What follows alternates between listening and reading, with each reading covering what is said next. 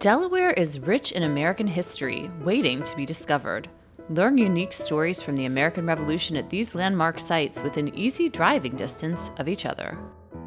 We're starting in the historic city of Newcastle, located just south of Wilmington along the Delaware River, at the Newcastle Courthouse Museum. This courtroom held all levels of Delaware court, starting in 1732 when this building was built, till 1881 when the courts moved up to Wilmington along with the county seat.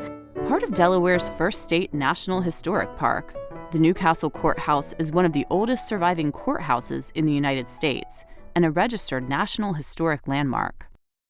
June 15th, 1776, in this very room, they decided to separate from Great Britain and Pennsylvania. So they were no longer the lower three counties, they became the Delaware state. Delaware is the first state.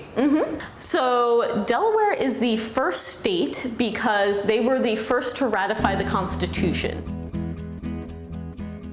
Explore what life was like in the first state by heading to the Newcastle Historic District, with hundreds of well-preserved buildings dating from the early 18th century to the 20th. Michael Connolly of the Newcastle Historical Society guides me through the area, where strolling these streets is like stepping back in time. So the Newcastle National Landmark District here where we are is about a 4-block by 5-block area. It's got about 600 historic structures in it. We venture into the Amstel House, which hosted many notable figures of the American Revolution.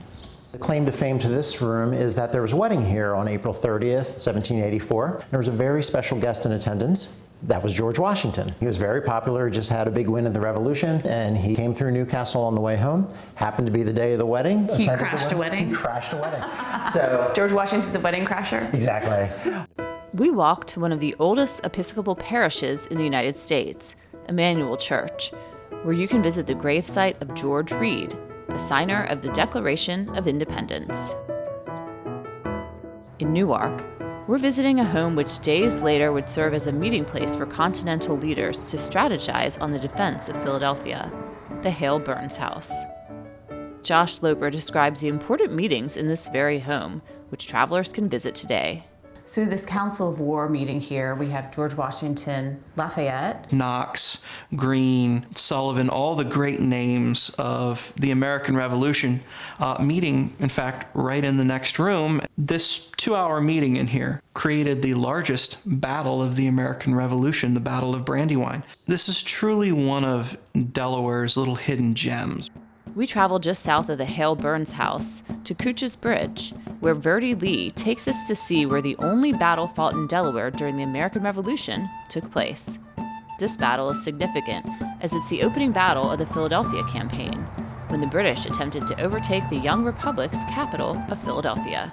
It's where 200 to 400 men in 2 lines were firing upon the American troops behind us towards Couch's Bridge and to the house. The house still stands today, as it would have in 1760.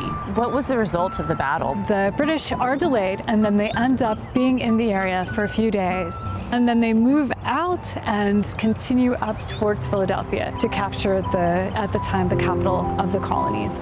This is hallowed ground. There are many more historic sites to uncover, so get ready to travel back in time to learn about the American Revolution in Delaware.